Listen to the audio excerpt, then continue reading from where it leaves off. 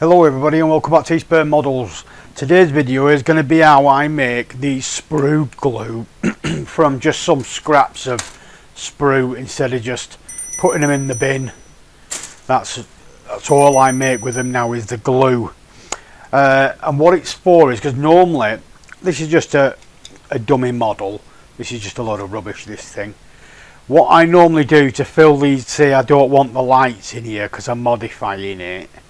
I normally use the Milliput, the standard epoxy putty, which is a two-part epoxy.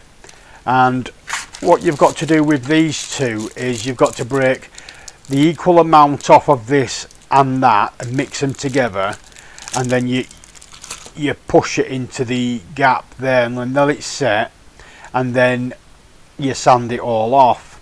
Now I found I was wasting a lot of this. This stuff isn't cheap really, not when you go through a lot of it, so like anything really. So while I had the sprues, I found an easier way of doing it. Now I'll show you how I make it first, then I'll show you, because I've already got some made up. I've got some grey sprue glue. Now I like to use the grey on the grey models and the white on the white ones, not for any particular reason, just because I want it all the same colour really, because they always get primed. Now the sprue glue it's all gone down to a liquid form, but makes fantastic filler and it sets like a brick anyway. So but we'll go through how I fill the gaps in once I've shown you how I make it. So we'll just put this to one side now. I just keep it in little jars. Now I've got these little Nutella jars. I don't even know where they come from. I think they were sample bottles or something. I think someone gave me them. So what I do is I make sure it's a clean and dry jar. They're sealable anyway and airtight. So what I start by doing is we just get some sprue and we just start snipping it up into little bits. You don't want them too big, oops, on the grounds that it'll just take forever to melt. So we just get a load of these cut like so. So if I just cut enough to fit into the jar. Normally I fill the jar half full of these sprues, but it's completely up to you how many you want to do. So I'll go ahead and finish these off, and when you come back I'd have already got half a jar full. Okay, so we've now got half a jar full, and as you can see, if I just pour them in my hand, that I've just cut them into really tiny little bits just to speed the process up for them to melt the glue, melt the sprues. So it's about half full now. So what I'm using for this is the Tamiya Cement Glue, because it just dissolves the plastic, and we'll just get a little bit of that. And what I'm going to do is I'm going to fill it up now so the cement glue comes above, just a little bit above the sprue that's in there. So if we just pour some in, I've got a fair few bottles of this, so I've already made a few out of it. So that's the glue in now. So now we're to give this time now to completely dissolve, but it's starting to do it now because it's sticking it together. So we'll just give it a little stir just so it can get into everything, and then we'll just push it all back down into the glue. And then what we'll do, we'll put the lid back on that now,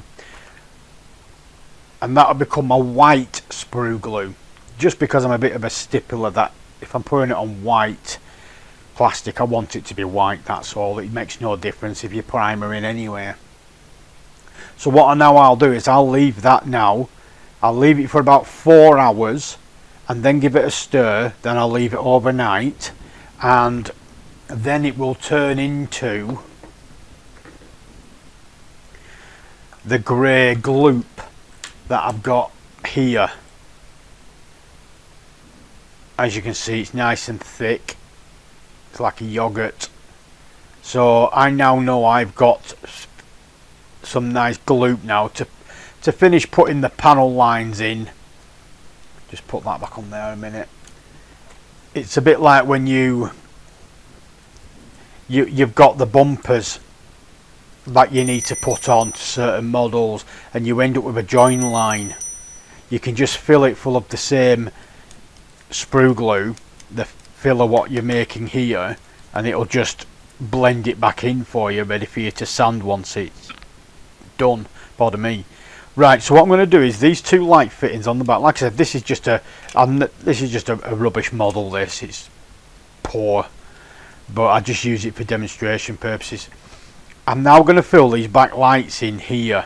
Now obviously if I just put the gloop straight onto there, it's going to drop out the inside. So I just put stickers, just some label stickers, anything you've got. I just put some label stickers at the back of the actual fitting, and then it just blocks the all up. Make sure it's stuck on. So now it's blocked the all up now, so whatever I put through there now, some models you can't do this, but I just like to do it if I can. If I know I'm going to fill them up, I will. And the bumper's going over the top of it, I'll stick the stickers on beforehand. And then what we do, we just get the gloop and then just put a bit on your thing, and then we'll just gloop it in like so. Obviously I've just messed up a little bit here because I'm using a lollipop stick instead of doing it properly, but I'm not too fussed about this model anyway. It's just to give you an idea of what it does. So we'll move that out the way now, and as you can tell on this one, I don't know if you'll be able to see this one on the camera, I've now filled the ends up. Obviously if you use a smaller, I'm just seeing if I've got a thing without getting up again and moving away from the table. I'll use this little stick here because I made a bit of a mess, there's too much on it. So I'll do it again here on these headlamps, and what we'll do, we'll just put some stickers over the headlamps themselves, just to block the all up at the back, like so. Then we'll open it, and then we'll use this little pointy stick that I've got here. We'll just get a bit onto there, and then what you can start doing is start building the filler.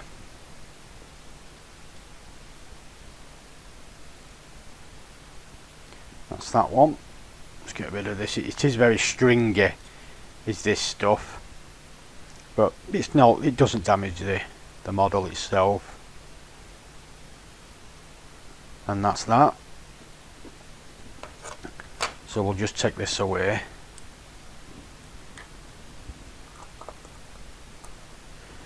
Put that to one side. A bit stringy.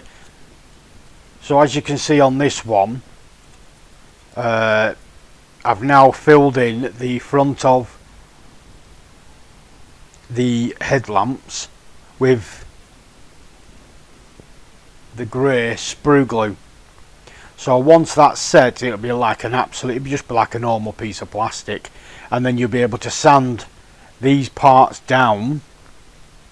And I've just made so much of a mess with it. I put way too much on. You'll be able to sand them down, and it'll put it flush, and then if you have to, once you've sanded it down, you can always go back in if there's a little imperfection, just dab a little bit more in and it's done. It's just a cheaper way than keep buying milliput when you waste more of this than you do actually use. And while I've got these, and instead of just chucking them in the bin, I'd rather just cut them up and reuse them and make my own glue, because I do use a lot of the plastic kits, so I might as well just use this plastic glue. So that's the grey, that's the model, that's the demo, and then this has been here for about 5 minutes now. So we'll get a clean stick and we'll just mix it all up, but you can see we're looking at it, it's just dismantling the glue. It will take a fair few hours for that to go completely down. It takes some time to get that down, but you can see it's already starting to turn it now, so it's going all milky. And so if we just leave that overnight now, that'll come out like the grey stuff, and then like I said, I've got the white and I've got the grey sprue glue now. So it was just a quick video to show you how you can make sprue glue with Tamiya Cement Glue.